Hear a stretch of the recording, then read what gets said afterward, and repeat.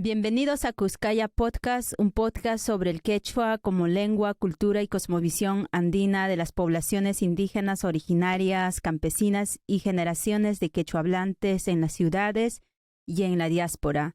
Soy Johanna Miraya Osjo, aquí también está Renzo Arone Mikojos, Alinyachu Rinsucha. Kusisha ayin yakani pani Johanna. Timay kuyayki pani Irma ayin yachu. Alinyachu. Allin llamkachkaniku llapaykillekta rimaykamullaykichik kay karu llaqtamanta. Ari maypi yanki kunan. Kunan ñuqa kachkani Japon suyupi. Ari karu llaqtaman Japón suyu llaqtaman chayarunki. Tiyanki chaypi. Kaypi tiyachkani una wataña karu llaqtapi. Chaynam Ari. turi Renzo ñañay Johanna. Ari, Irma, voy a presentarte para nuestra audiencia. Y voy a empezar un poco diciendo cómo nos hemos conocido. Irma Osno es peruana, obviamente, ayacuchana, para ser más preciso, de la región de Ayacucho, del centro sur de los Andes peruanos.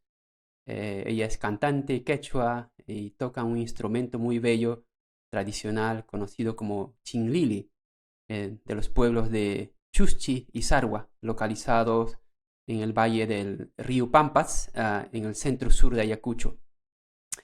Irma también es danzante de tijeras y enseña quechua en diversas universidades de Japón. Nos conocimos como en el 2018, creo, mientras hacía mi trabajo de campo en Ayacucho. Recuerdo que grabamos un par de canciones en el género de pumpín, una música carnavalesca y testimonial quechua indígena de la provincia de Víctor Fajardo, que transmite canciones de la vida cotidiana, del pasado, del conflicto armado que vivimos también en la década de 1980, 1990, y también como un proceso de recordar la memoria de ese pasado y otros temas, ¿no?, que transmiten las canciones, y tú cantas estas canciones también de género pumpín, obviamente. Irma, sé que eres natural de la comunidad de San Gabriel de Huarcas, que queda en el distrito de Ajomarca, provincia de Vilcahuamán, también en el valle del río Pampas, en Ayacucho. Ese mismo año, después de conocernos, recuerdo que visité Huarcas y conocí a tu mamá Maximiliana y tu hermana Victoria. Aprovecho para enviarles saludos para ellas, Ancha Tukuisun Huiwan, a Mamay Victoria, a Mamay Maximiliana. Y quería empezar preguntándote un poco sobre tu infancia, si nos puedes contar un poco de tu infancia, juventud, junto a tu familia, en Huarcas, en Ayacucho, ¿no? O en Lima también, ¿no? Has vivido parte de tu temprana edad, también juventud, en Lima. Pero empezando tal vez desde Huarcas, Ayacucho, ¿no? Si nos puedes un poco contar de ti, de tu vida, de tu experiencia más temprana, ¿no? Muchas gracias. Primeramente agradecer por la invitación a este gran proyecto que están realizando. Felicitarte a ti, Renzo, a ti, Johanna. Y bueno, muchas gracias por la invitación y darme este espacio para poder hablar sobre mi trabajo que estoy realizando. Y bueno, como tú me has presentado, yo soy de un pueblo, de un anexo, un pueblo muy chiquito llamado San Gabriel de Huarcas, que pertenece al distrito de Ajomarca. Yo nací en ese pueblo. En ese entonces era un pueblo muy chiquitito donde no teníamos ningún contacto con la ciudad, ¿no? Recuerdo que teníamos que ir a pie para comprar azúcar, arroz. Y bueno, éramos netamente quechohablantes, ¿no? Y yo he vivido en San Gabriel de Huarcas hasta los 12 años de edad. Ya luego tuve que salir del pueblo hacia Lima por el problema, por la guerra interna.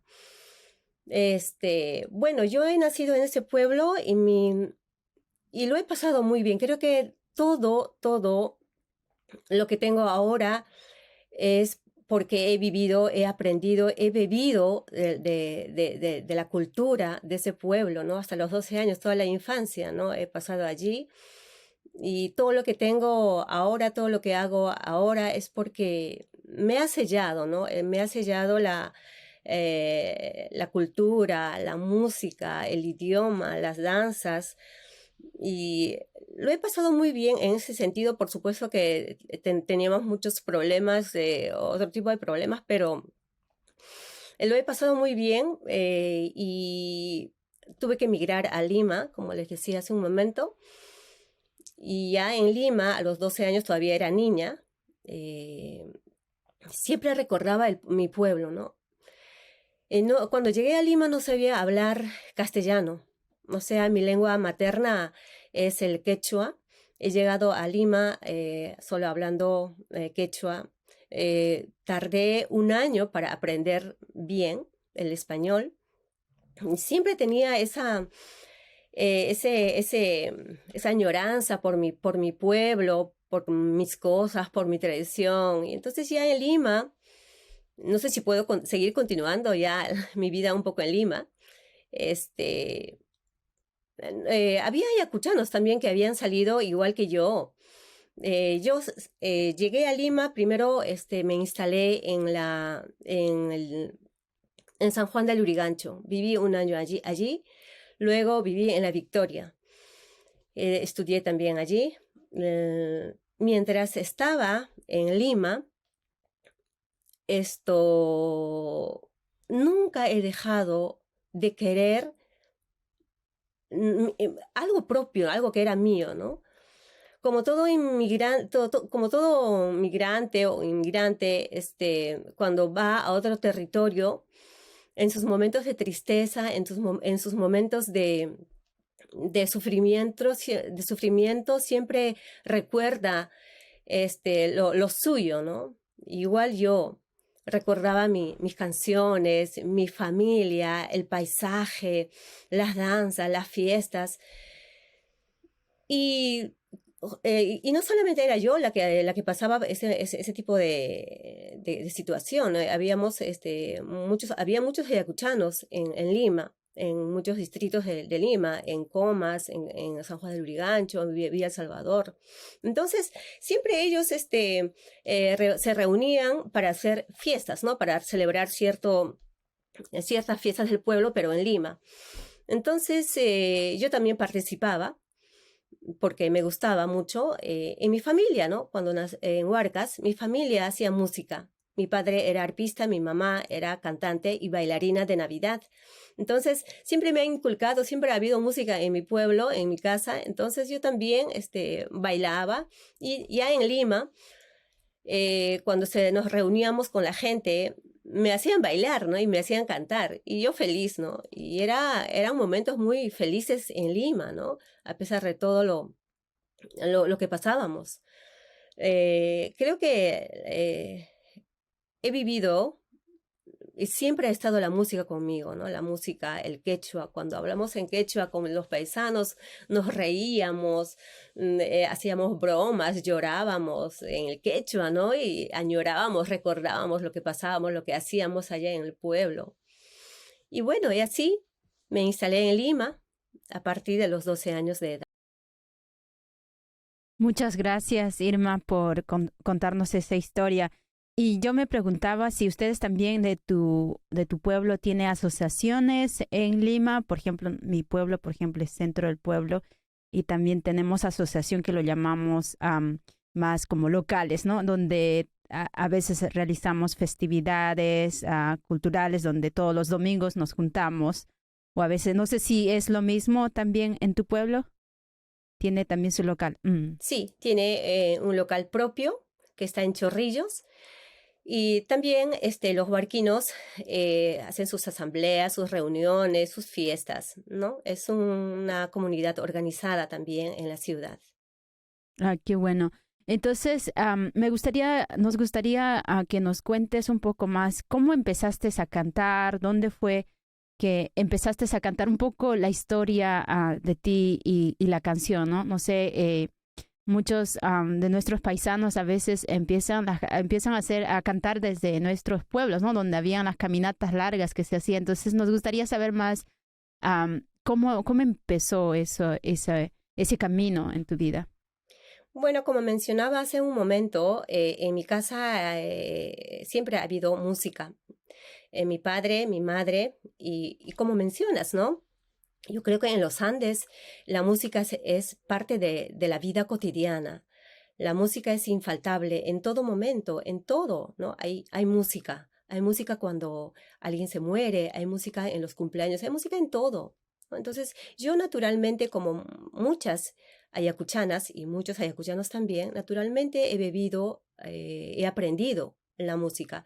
Yo no he asistido a una escuela de música, yo no sé leer partituras, nada. Pero como les decía, siempre para los ayacuchanos, no sé, también en tu zona, para los ayacuchanos y las ayacuchanas la música es parte de nuestra vida, ¿no? Escuchaba a alguien que decía, un ayacuchano no nace solamente con el pan bajo el brazo, sino también nace con un instrumento bajo el brazo. Y las mujeres, la mayoría, cantamos, ¿no? Y en la época donde yo nací, todas las mujeres cantábamos.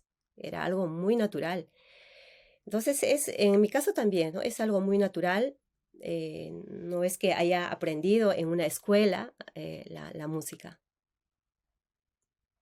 Irma, quería darle continuación a la pregunta de Johanna sobre también tu interés y habilidad para tocar instrumentos. ¿Cómo empezó eso? ¿También fue en Ayacucho, Huarcas, fue en Lima o ya mucho más tardíamente ya? Porque sé que tocas un instrumento como la que mostraste al comienzo, antes de empezar la entrevista. ¿Una tiña fue, tal vez? Sí, es una tiña. Ajá. Mira, en la época de los carnavales, nosotras las mujeres, sobre todo, tocamos la tiña. Yo cuando era pequeña también imitando a mi madre, ¿no? Porque a ella le encanta la tiña, yo imitando. Eso era el único instrumento que yo había cogido en mi vida hasta venirme a Japón. Yo nunca he tenido experiencia de ejecutar instrumentos de cuerdas, pero siempre he sido muy curiosa de querer saber cómo se hace, qué se siente al hacer eso. Cuando canta, qué sienten las personas. ¿Por qué cuando cantan en una plaza se ponen a llorar? No sé si ustedes han visto cuando cantan las mujeres, ¿no? Con arpa y violín. Lloran, ¿no? Las personas llorando, cantando. Pero yo quería saber por qué lloran. Entonces, siempre fui muy curiosa. Entonces, ya el instrumento de cuerda que toco ahora, lo he aprendido y mi encuentro con este instrumento ya fue en Japón. Ya Estamos hablando del chinglile, ¿verdad? Sí, es un instrumento pequeño, como has mencionado, de Saroa, de Chuschi, de Quispillasta, de esa zona, ¿no?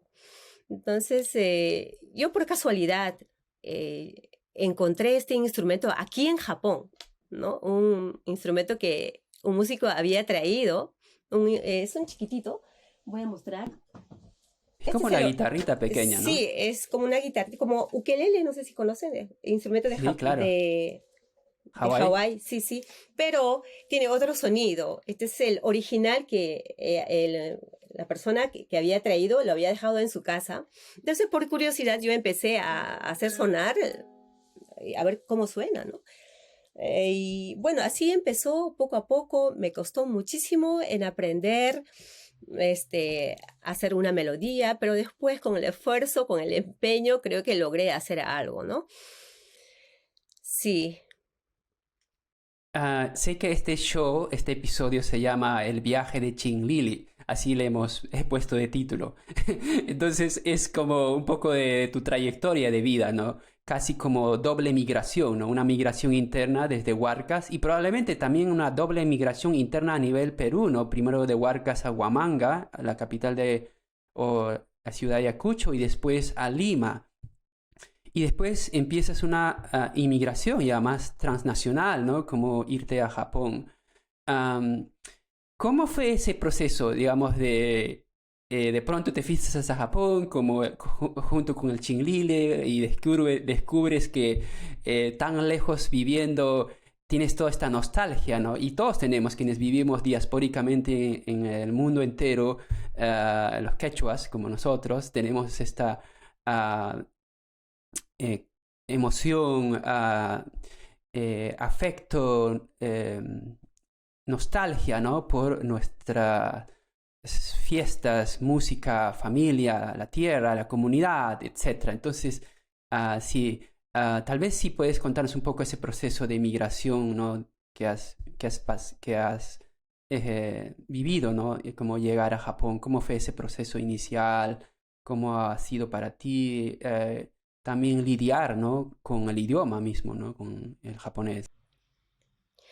Bueno, como mencionaba al principio, yo salí de mi pueblo a los 12 años de edad hacia Lima directamente. Allí viví mucho tiempo. Por supuesto, como todos los migrantes, ¿no? He sufrido discriminación, por hablar español, perdón, por hablar quechua, porque por ser una ayacuchana en los años 80, ¿no? Una ayacuchana, un ayacuchano en Lima en los años 80, pues, ¿no? Entonces, Era visto como terroristas, claro, porque claro. venían de Ayacucho, donde se estaba llevando a cabo la guerra de Sendero Luminoso contra el Estado peruano, y entonces tan solo mostrar en el DNI que eras de Ayacucho, o sea, era un peligro, ¿no? Y tampoco era un estigma, ¿no? Y difícil de conseguir trabajo y sobrevivir en la ciudad. Así es, exactamente. Eh, He sufrido yo, es una cosa bien curiosa.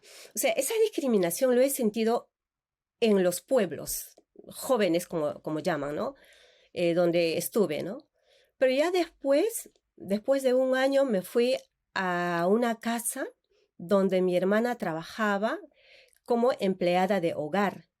Entonces, allí para ese entonces yo ya hablaba bien el español. Entonces, los señores de la casa me trataron muy bien. Ellos, he tenido mucha suerte, ¿no? Yo he empezado a vivir en esa casa, entré a los 14, 13 años y hasta los 15 me permitieron vivir como miembro de la familia. A partir de los 15 años ya me pidieron que trabajara como niñera en esa misma casa, ¿no? Entonces ellos nunca me han discriminado, ellos me apoyaron más bien por ser una refugiada, ¿no? Por haber estado en un lugar tan peligroso y me ayudaron muchísimo, me hicieron estudiar, pagaron mis estudios. En ese sentido, tuve mucha suerte. Entonces la discriminación a veces está, no todo Lima nos discrimina a los provincianos. Sí, creo que eso también está muy evidente con las protestas actuales. Hemos visto incluso cuando muchos de las poblaciones han llegado a las ciudades, ¿no? Como provincias, y se ha visto este racismo, como lo llamaríamos racismo interno, ¿no? Dentro de la región incluso. Y lo que cuentas sobre tu hermana y la experiencia que has tenido, y yo creo que es importante eso resaltar, como la mayoría de las jóvenes migrantes, especialmente de la sierra, de la región amazónica, llegan a Lima a veces para seguir sus estudios superiores o finalizar, por ejemplo, el colegio, y muchas veces encuentra este tipo de discriminación, ¿no? Y yo también podría decir que es similar de alguna manera a mi experiencia también, porque yo soy de Apurímac y también salí más o menos a los 11 años a Lima y terminé mi secundaria así trabajando en casa, ¿no? Entonces he pasado varias casas y como tú dices, ¿no? Hay personas buenas que de corazón te ayudan y que realmente se preocupan en que eres menor de edad y necesitas educar o finalizar tu educación y te ven como una parte de la familia. Pero hay muchas experiencias que he pasado que no todos son así, la verdad, ¿no? La verdad, especialmente en esas casas donde su prioridad de ellos es que trabajes y no importa más allá si te educas o no. Y justo hablaba esto con muchos que tenían la misma edad que yo, por ejemplo, teníamos 12, 13 y en el parque nos juntábamos, ¿no? Y cada uno contaba su experiencia, cómo era el trato en cada casa.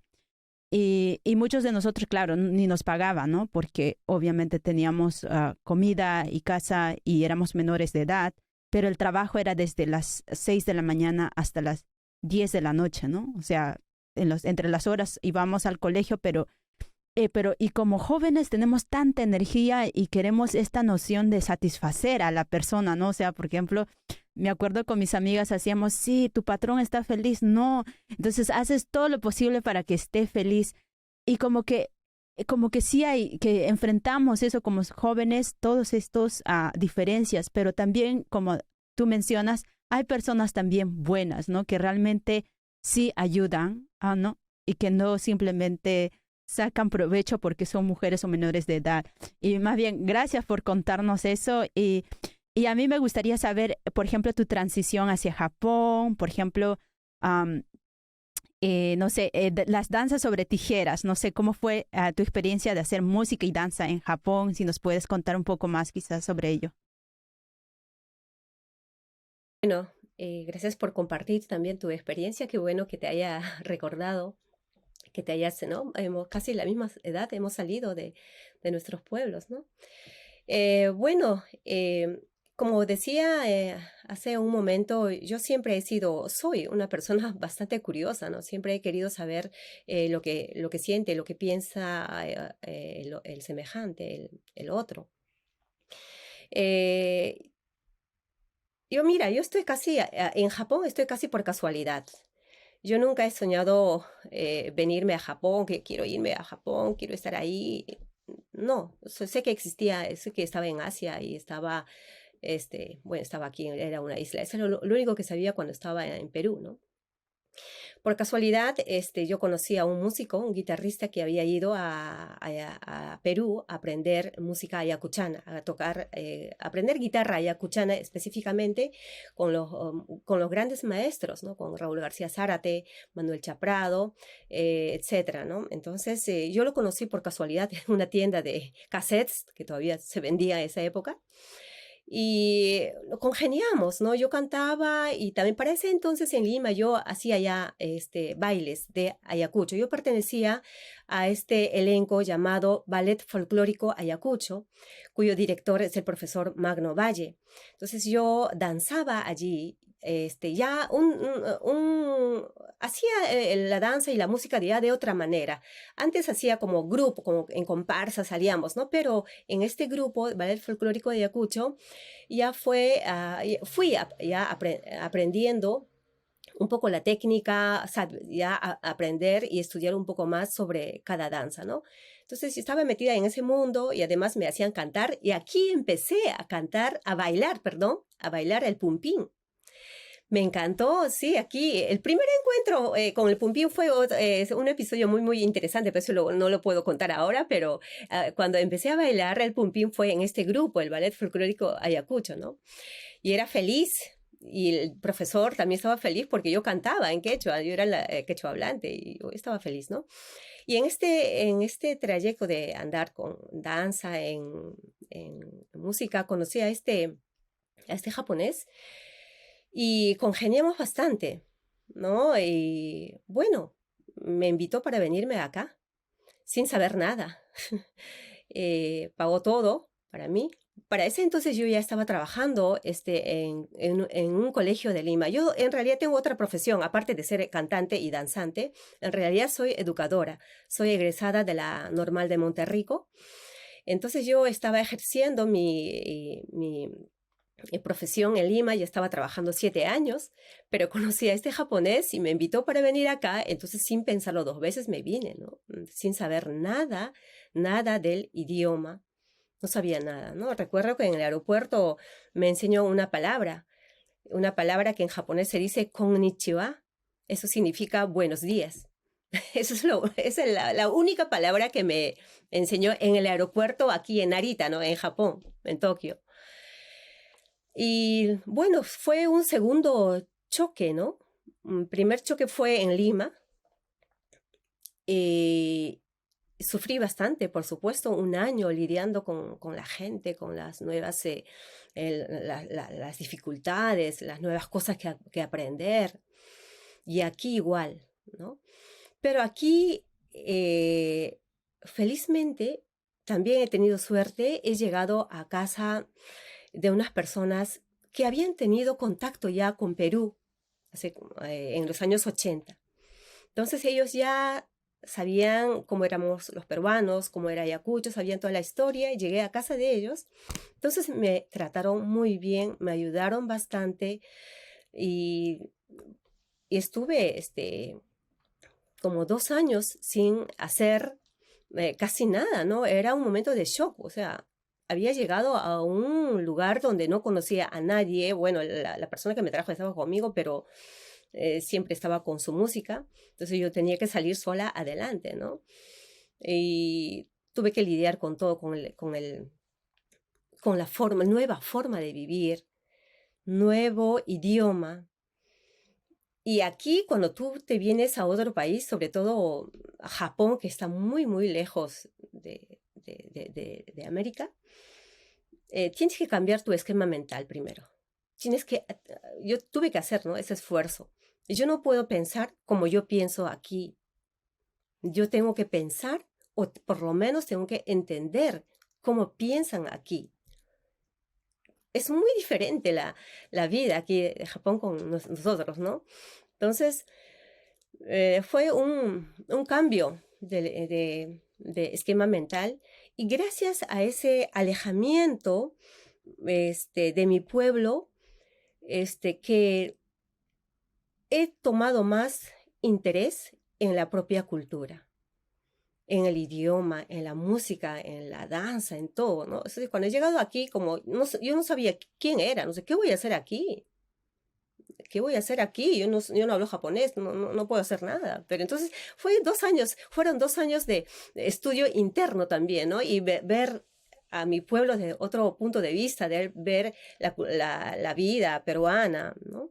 Entonces creo que eso me ayudó a reflexionar sobre mí misma, y empecé primero a trabajar. Después de 2 años empecé a trabajar como todo migrante, empecé a trabajar limpiando baños, ¿no? Durante 5 años he limpiado baños todos los días. Después, poco a poco, ya empecé a conocer, gracias a este músico, empecé a conocer artistas. No artistas del espectáculo, no artistas de ese lado, ¿no? He conocido artistas de otro mundo, que son no sé si está correcta la palabra profesional, pero tienen otro pensamiento, ¿no? Entonces he conocido a ellos, y también he conocido a académicos, personas que tenían interés en la cultura andina y en la cultura ayacuchana. En eso conocí a una danzante japonesa, a una japonesa danzante de tijeras. Aquí en Japón había una mujer bailando danza de las tijeras, y era profesora de una universidad. Bueno, a mí me sorprendió. Entonces, como yo cuando era pequeña siempre quería saber qué siente ese danzante de tijera cuando baila, cuando hace sus acrobacias, era como Dios, ¿no? Pues yo veía, cuando era chiquitita, veía a los danzantes de tijera como dioses. Yo algún día quisiera ser como ellos, ¿no? Pero estábamos, no podíamos ser danzantes de tijeras en esa época, era prohibido, ¿no? Con solo coger la ropa de un danzante ya era un delito para nosotros. Mi mamá era muy estricta, ¿no? Y nunca me dirán, diablo, china diabla, y matatajamo ruanque, naiki luceramozunque. Así me decía, el hembra diabla, ¿tú qué estás haciendo? ¿Qué estás pensando? Te va a salir eso del hombre abajo. Así me amenazaba, ¿no? Entonces, siempre he crecido también con esa curiosidad de qué sienten, o sea, qué hacen, qué es lo que les hace que los danzantes de tijera hagan tantas cosas, ¿no? Y en Puebla, en Perú, no podía hacer nada de esas cosas, ¿no? Entonces, ya aquí, llegando a Japón, conozco a esta danzante de tijeras, y bueno, estoy aquí en Japón, mi mamá no está conmigo, yo estoy solita, estoy libre, puedo empezar a bailar. Y a los 35 años empecé a tocar tijeras, que también el músico que me había llevado se había llevado tijeras de danza de las tijeras, ¿no? Entonces yo cogí eso y yo viví en Japón, en un pueblo chiquito que se llama Chichibu, y es un pueblo rodeado de montañas. Y todos los días me iba a la montaña, al cerro, a practicar yo solita la danza de las tijeras. Y así aprendí un poco, no bailo como jorisisicha, no, sino tumpa tumpallata. Pero tumpa tumpallata, pero wixumpa lojo chalampas, hinatama, tijera tawachtani. Hinaya tapas. Hinaya tapas. Ya. Sí, sí. Sí, Jimmy. Sí, tumpan más, tumpan menos, así como diría Freddy Ortiz. Sí, pues, chaynam. Sí. Tumpan más, tumpan menos. Ajá. Wixumpa lojo challapas, kaypin purichkanchik, karullaqtapi. Chaynamike. Irma, quería agregar a la pregunta sobre danza de tijeras. Mencionabas esta ciudad, Chichibu, en un área más rural, me imagino, en las montañas, que de alguna forma te recordaba Huarcas o el Valle del Pampas, el río Pampas en Ayacucho. Y cuando empezaste a danzar o practicar, ensayar la danza, o sea, hay un elemento muy importante que es esta comunicación con los apus, ¿no? Con las montañas, la naturaleza. ¿Tú viste ese proceso como de mantener esa práctica muy andina también, ¿no? De la ritualidad, ¿no? De conectarte con el entorno y también respetar y comunicarte, ¿no? Con estos otros entidades no humanas, ¿no? Que a la vez reciprocan, coexisten con nosotros y que respetamos. Y también tenemos como una relación muy intrínseca, ¿no? De dar ofrenda y porque también nos cuida o vivimos de sus recursos, ¿verdad? Así es como has mencionado, cuando he llegado directamente desde Lima, directamente a ese pueblo, ese pueblito. Me sorprendió porque era un pequeño pueblo rodeado de montañas, una bella naturaleza. Y como tú dices, cuando uno se interna la montaña, cuando estás en el bosque, es otra sensación, ¿no? Es otra cosa. Entonces, tiene que haber de todas maneras una comunicación, ¿no? Una comunicación muy, muy personal con la naturaleza. Yo lamentablemente no he hecho ninguna ceremonia, porque no bailaba en Perú, no había hecho ninguna ceremonia en Perú, como se hace, como lo hacen los danzantes de tijeras allá, ¿no? Pero aquí a mi modo, yo lo he hecho y hay que de todas maneras respetar. La naturaleza es muy poderosa. La naturaleza, nosotros queremos vencer, queremos hacer de todo, ¿no? Pero cuando viene y cuando, ¿no? Es muy, muy poderosa y de todas maneras hay que respetarla. Y creo que ese respeto, de tener bastante cuidado con lo que se hace y respetar también te conforta, ¿no? Como persona, como artista, te conforta. Sí, se siente, ¿no? Entonces decía, o sea, estoy en Japón, estoy en Chichibu, hay cerros igual que en Ayacucho, pero emiten la misma energía. Y sentía eso, o sea, cuando yo era pequeña mi mamá hacía sus pagos, ¿no? A los apus. Yo miraba, ¿no? Y siempre estaba al lado de ella. Igual aquí, ¿no? Las montañas, los bosques, los cerros emiten una energía tremenda, ¿no? Entonces creo que eso me ayudó más a seguir con esta danza. Y tiene una energía tremenda, sí. Tienen que conocerlo. Sí. Estábamos viendo los vídeos que me compartiste de las grabaciones que habías hecho en en Chichibu, junto al río, tocando Chinlile. Y justamente volviendo al Chinlile, me gustaría como preguntarte sobre eh, la música. ¿Cómo empezaste ya a incursionar, digamos, como en la industria musical propiamente, ¿no? Hablando en Japón? Nos contabas, digamos, estos comienzos, ¿no? Contactos que tenías, la persona mismo que te animó inmigrar a Japón, era músico. Entonces, ¿cómo es que fue ese comienzo? ¿Alguna vez soñaste como grabar tus propias canciones, tener tu propio álbum, así? Conocemos el álbum de Taki Ayacucho 2017 que sacaste, y recuerdo que me diste un ejemplar cuando nos conocimos en Ayacucho, que incluye casi como 11 canciones, ¿no? Dos de ellas son originales, con letras bilingües, ¿no? En quechua. Todas las canciones son tradicionales, canciones así en quechua, pero dos de ellas son como composiciones, creaciones tuyas. ¿Cómo fue para ti, ¿no? Ese proceso de grabar estas canciones, que además son propio de tu propia infancia, de nuestros pueblos, ¿no? En los Andes, y con las que hemos crecido, ¿no? Escuchando.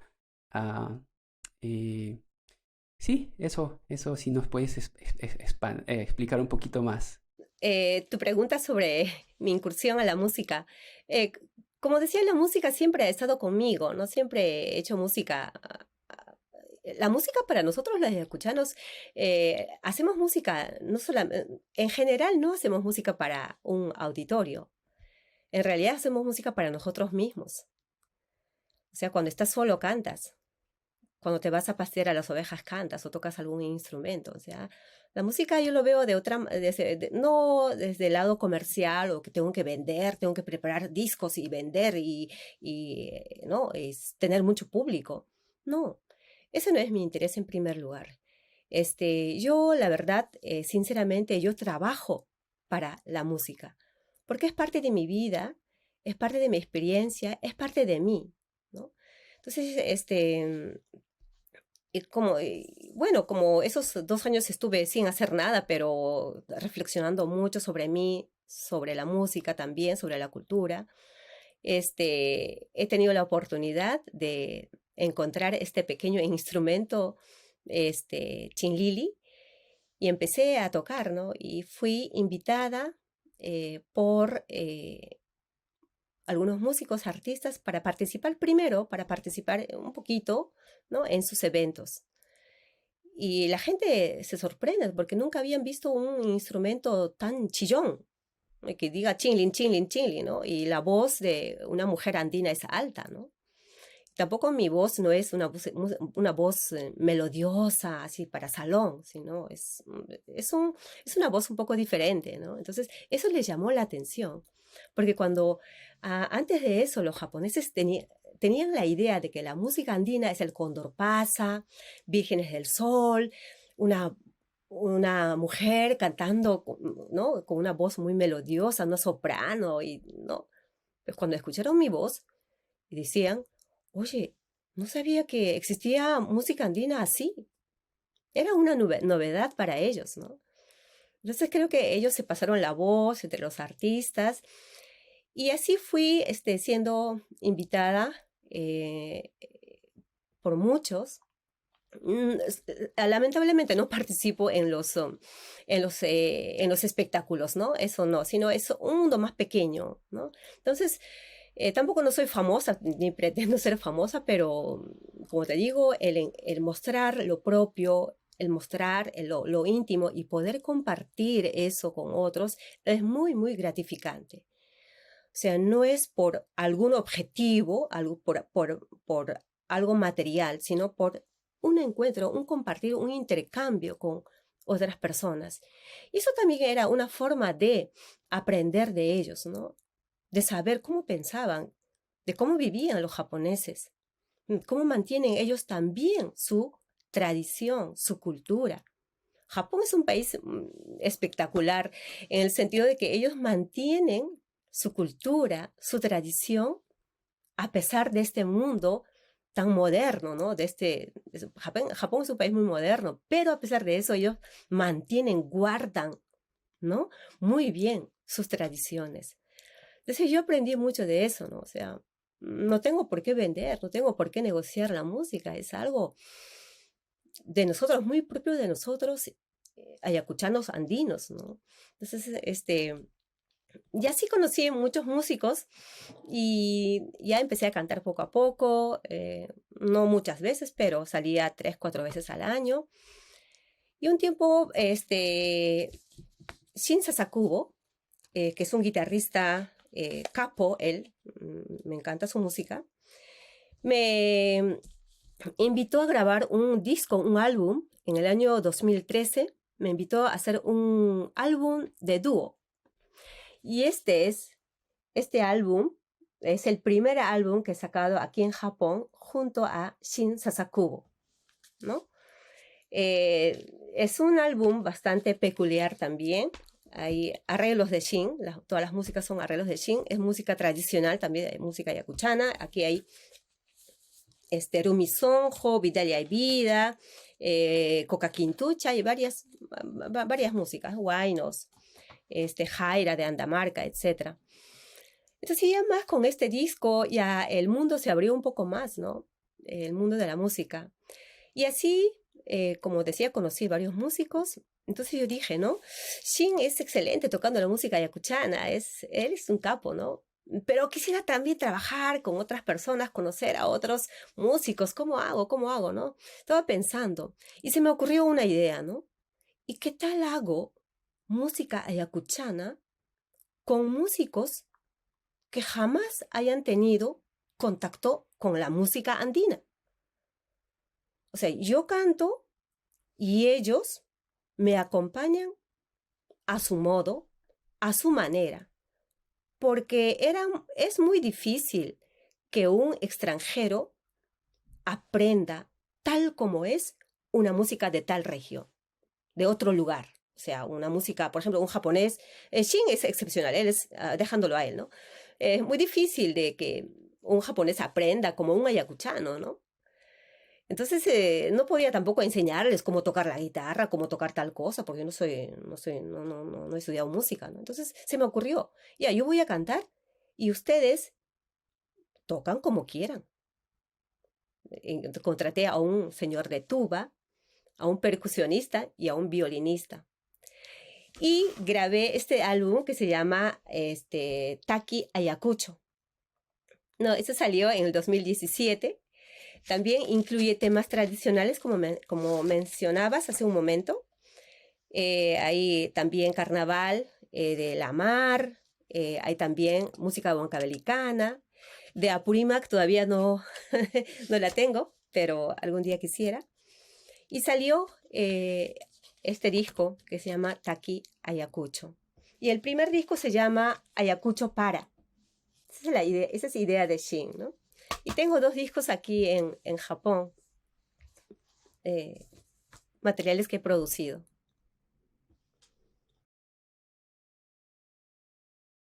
Gracias, muchas gracias por contarnos y sobre todo el mensaje que quieres compartir, que es esto de la música, nosotros que construimos incluso en las comunidades, y cualquier persona puede ser cantante, no tiene que pasar todos estos, a veces como dicen, ¿no? Que tenemos que educar, nada, sino una persona que simplemente tiene experiencia y quiere quizás cantar sobre la naturaleza, sobre los animales, y ese tipo de canciones es lo que mantiene de algún modo estos valores, de nuestros valores y principios ancestrales, que a través de la música se ha prevalecido de alguna manera, ¿no? Y creo que esto de comodificar, comercializar la música, no es tanto a lo que nosotros tampoco hemos, especialmente en las comunidades, ¿no? Nadie, por ejemplo, en mi comunidad hay varios cantantes, incluidos mis hermanos, también tienen una banda, y lo hacen esto, ¿no? Con varios motivos. Hay en nosotros hacemos principalmente huacatakis, que es principalmente canciones para las vacas, ¿no? Llamatakis también, canciones para las llamas, una dedicación para todo eso. Entonces hay mucho esta relación profunda de conciencia y también una relación con nuestra naturaleza y el medio ambiente. Entonces me gustó mucho tu activismo de alguna manera de sentir traer esta noción a la música de que no necesariamente tiene que pasar estos estándares de fama y todo eso, ¿no? Entonces, quizás nos gustaría compartir alguna de las canciones, una canción de Chinlili, quizás puedes tocarnos. Claro, Riksharil Unachu, Imaena Año Japa Chinlili. Tengo otro Chinlili ya nacido en Japón. Es un Chinlili ya hecho en Japón con un modelo que había. Y bueno, este es japonés. Creo que todavía está durmiendo, pero lo voy a hacer despertar.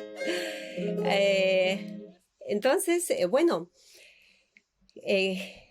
quisiera interpretar esta canción, un huayno ayacuchano tradicional, con el Chinlili, con este instrumento, con mucho cariño para todos ustedes. Llapay kichikpaj, kais takichata takikamusaj, vixumpa lojo challapas. No sé si se escucha así, sin micrófono. Sí. ¿Sí? A ver. Se escucha muy bien.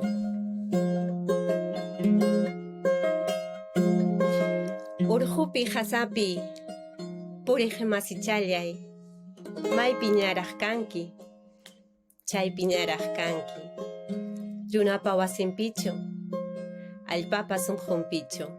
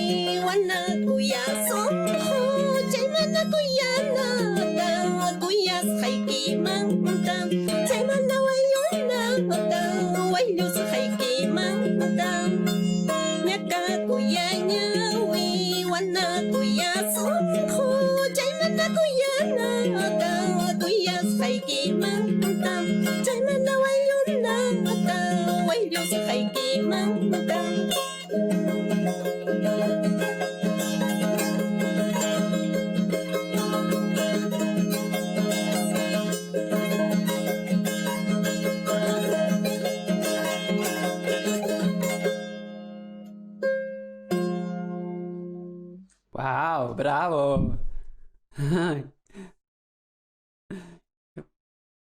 Alime. Gracias, muchas gracias por compartir esta hermosa canción. Estoy seguro que el público también va a querer contactar, encontrar más tu música. Deberíamos saber, no sé si cuando tengas tiempo nos pasas el link y podemos informar. Me encanta mucho la canción sentimental, ¿no? Esto es muy profundo, esa canción, que no vas a escucharlo en cualquier discográfico andino, que solamente ese tipo de canciones los escuché en la misma población. O sea, lo cantas con mucho sentimiento y es a veces difícil escuchar ese tipo de canciones porque a veces las mamitas en mi pueblo, por ejemplo, siempre están cantando, ¿no? Siempre construyen cada año nuevas canciones y lo construyen con todo este sentimiento que muchas veces no es expresado en cualquier tipo de música, ¿no? Que música más conocidas, pero me encanta mucho que esa canción tú lo estás haciendo, Irma. Nosotros, me encantaría en algún momento conseguir tu álbum. Apachimon Kisriki. Kai turun tu llakta pisuyasa. Ari, apachimusakin panillay. Muchas gracias. Dime, Renzo. Irma, ¿qué está diciendo en la letra de la canción? Tikray kamusaj kai nata, takichata. Voy a traducir. Dice, hermano, hermana, que has pasado la vida en los cerros conmigo, en las montañas conmigo. ¿Dónde estarás? ¿En qué pueblo estarás? ¿En qué lugar estarás? ¿Estarás tal vez ya bajo la tierra? ¿Dónde estarás? Ahora quiero brindar contigo. Ahora quiero tomar este vino, este trago contigo, ¿no? ¿Dónde estarás, hermano, hermana? ¿No? Es como recordar, ¿no? al amigo, a la amiga que has dejado en tu pueblo, ¿no? Cuando andabas, ¿no? Usted seguramente también, ¿no? Correteaban con sus amigos y amigas en las montañas, oveja pajipampi, cabra pajipampi, taquicuspa, tosocuspa, ¿no? Eso nos recuerda, ¿no? O sea, la música tradicional es muy, muy interesante. Tiene que saber el público eso, espero que me entiendan. La música tradicional encierra la cosmovisión en sí de la gente andina. O sea, a mí me encanta eso, ¿no? El tiempo cambia, por supuesto, eso ni modo, ¿no? El tiempo pasa, las cosas cambian, ¿no? Pero la música tradicional, la música de este tipo, tiene una visión y puedes sentir inclusive el aire, el frío, el espacio, puedes imaginarte, ¿no? el paisaje, ¿no? Tiene un mensaje muy, muy profundo porque es de la vida diaria. No es que me haya inventado ahí sentada en mi habitación o en tu cuarto, no, sino que nace de la vida cotidiana, de las cosas que nos pasan, ¿no? Entonces, a través de la música tradicional tú puedes entender la cosmovisión de la gente andina, no sé. Para eso es muy importante el idioma. Yo te puedo traducir al castellano, pero tal vez no sientas tanto, pero en quechua es otra cosa, ¿no? Sí, me he identificado mucho con la canción. Es tan Sí. poética, sí, Sí, y a la poética. vez también, y como habla mucho de nuestra vivencia en tierras tan lejanas, ¿no? De recordar al amigo, al hermano, a la hermana, ¿no? Al ser querido, que la tenemos presente aún en la distancia y lejanía, ¿no? Sí, hay muchísimas canciones así de Ayacucho, ¿no? Por ejemplo, Sibargenticha, Coca Quinto. Sibargenticha es para los migrantes. Cuando yo canto eso ya me pongo a llorar ya. Sí. Sí. Sí, qué Bueno, lindo. salud por eso. Tomaikuson. Tomaikuson. Irma, quisiera como un poco abrir esta parte final de la conversación sobre el quechua. Al comienzo nos contabas diciendo que también eres educadora, enseñabas incluso antes de irte a Japón. Y sé que enseñas quechua en Japón. Alguna vez me invitaste a una de tus clases, lo cual tuve un honor enorme de poder compartir mis conocimientos sobre quechua como cultura, no tanto tal vez como lengua, ¿no? Pero fue bien interesante recibir los comentarios de tus estudiantes, de querer saber mucho de la historia reciente de Perú, la música, la migración, la continuidad de mantener el quechua, sobre todo en las generaciones jóvenes, ¿no? Recuerdo de los comentarios que me enviaste. ¿Cómo fue este proceso para ti por qué crees que es importante, ¿no? Mantener el quechua? ¿Cómo ves el interés de los estudiantes, por ejemplo, japoneses, por el quechua y la cultura quechua en los Andes? Si nos puedes contar un poco de tu experiencia. Sí, muchas gracias por esa clase que tuvimos el año pasado. Agradecerte. Sí, fue una linda experiencia.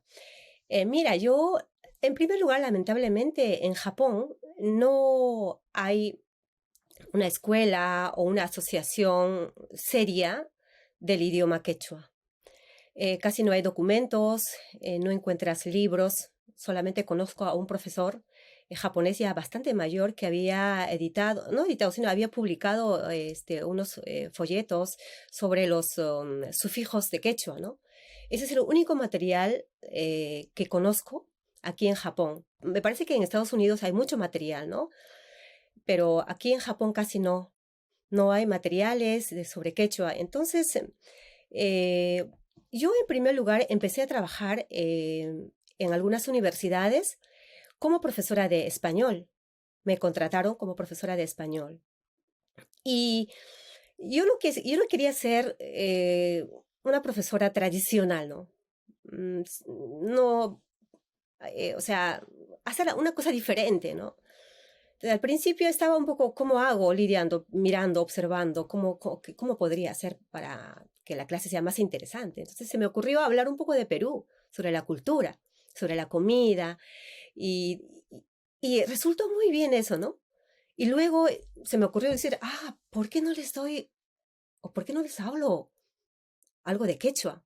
Incluí un tema de quechua, ¿no? Y les interesó. Primero les pregunto a los estudiantes, ya, ¿ustedes han estudiado el Imperio Incaico? Todos dicen, sí. ¿Conocen toda la historia inca? Sí, porque en el colegio les enseña, ¿no? Ya, ¿ustedes saben qué idioma hablaban los incas? No, español, decían. No, ¿qué idioma hablaban los incas? Nadie sabe. Yo les respondo, ¿no? Hablaba el idioma que yo sé hablar. Decían. Y hablaban mi lengua materna. Ese idioma es mi lengua materna, les decía. ¿Cuál es ese idioma? El quechua. Entonces, ahí les cogí, ¿no? De ahí les cogí. Entonces, ellos querían ser atentos, ¿no? ¿Y cómo es el quechua? Entonces, como se interesaron por ese lado, por jalarles por los incas, entonces, preparé un material bastante fácil de entender, con unos sufijos básicos, con una raíz, les di unos sustantivos, unos verbos con unos sufijos, les expliqué el uso más o menos, y les pedí que hicieran unas pequeñas, cortas frases. Y ellos contentos, ¿no? Empezaron a escribir frases y escribían como kuchichaykunapaje tusuni punchao punchao, misichaykunata kuyani, esas cositas, frases bien cortitas, ¿no? A veces pongo en Facebook esas frases que ellos preparan. Entonces, como les interesó y era divertido para ellos, entonces se me ocurrió un tiempo en que cada clase de español, una clase va a ser dirigida al quechua. Y así poco a poco les interesó más y se pasan la voz, ¿no? Ellos, ¿no? Entonces, unos profesores también que tenían interés o son estudiosos de Latinoamérica, me contactaron. Entonces, porque querían aprender un poco más de la cultura andina y aprender el idioma. Y tengo una estudiante, investigadora, aprendiendo seriamente el quechua. O sea, son profesionales, no les enseño a ellos como algo básico. Ellos ya saben, ellos se averiguan la gramática, todo, ¿no? Entonces, de un nivel bastante avanzado, donde hablamos, donde discutimos de una palabra, qué puede haber significado en esos tiempos, en los años 1600, 1700, ese tipo de cosas. Es un aprendizaje bastante profundo. Y eso es con los mayores. Y tengo una estudiante muy joven, bastante joven. Ella es lingüista, egresada de la Universidad de Tokio. Ella también estudió quechua conmigo. Le enseñé lo básico, le enseñé todo lo que yo sabía. Viajó a Ayacucho. En Ayacucho también estudió un tiempo. Y está de regreso aquí y ha entregado una tesis doctoral sobre el quechua. O sea, mi intención empezó como juego, ¿no? Como algo, a ver qué sucede, ¿no? Pero después poco a poco se volvió a ser un poco serio, ¿no? Y se acercaron personas que realmente querían usar el idioma para su investigación, para su trabajo. O sea, ¿y por qué es importante para ellos? También mi intención era una de mis intenciones aquí en Japón es que yo que podía aportar aquí, ¿no? O sea, me dan muchas oportunidades, me han abierto las puertas. Aquí en Japón he tenido muchas oportunidades de hacer muchas cosas, pero ahora yo, ¿cómo aporto, no? Entonces, enseñarles el idioma, no solamente como idioma tal, sino enseñarles de que hay otro tipo de vida. Hay gente que piensa diferente que un chico japonés de 20, 18 años que todavía está iniciándose, pero hay que mostrarles, ¿no? Eso, ¿no? El mundo no solamente es esta isla, el mundo es mucho más. En el mundo hay otras formas de vivir, en el mundo hay otras formas de pensar. Eso reflexionamos esas cosas en la universidad. A los estudiantes les interesa bastante, ¿no? Y poco a poco a veces se acercan para aprender seriamente, ¿no? El idioma. Más bien, muchísimas gracias. Toda esa historia, tu experiencia que nos cuentas, porque estoy seguro que hay muchos estudiantes, incluso migrantes de Japón que viven, incluso he conocido aquí en Toronto, que están también interesados en el quechua, ¿no? Y me gustaría estar en contacto más contigo y me encantaría hacer, la próxima hay que tener unas 2 horas de podcast porque hay muchas cosas que preguntar, pero nos está esperando, tienen que cerrar el estudio. Entonces, más bien nos despedimos, pero nos despedimos con una canción tuya en el podcast. Y bueno, la canción lo vamos nosotros ponerlo del YouTube. Ajá. No sé, Renzo, ¿tienes algunas últimas palabras para ya terminar el... No, anchata napaikui que Irma, kai hamos haiki kuskaya podcast man, ichaha tu pasunchik Perú llaqtapi, Perú suyupi, o ichaha Japón man hamusaj. Allin ya purikunki, allin ya kausakunki. Saludayka puanki kusi wawaiki man. Muchas gracias. Agradecer Hamta Turiliay, Renzo y Paniliay, Johanna. Ella Tupasun, Perú Pipas o Toronto Pipas. Ari, Ari, hamunki kay Toronto llaqtapi kachani, o kay apurimaj llaqtaypi nuqaykupis taytaymi carguta pasanja kay watatas chaymi hamunki. Ari, chay hamusaj. Salud, cañazo. Chay camaña. Hermanos. Tupananchiskama. Muchas gracias, Tupananchikama. Tupananchikama, Irma.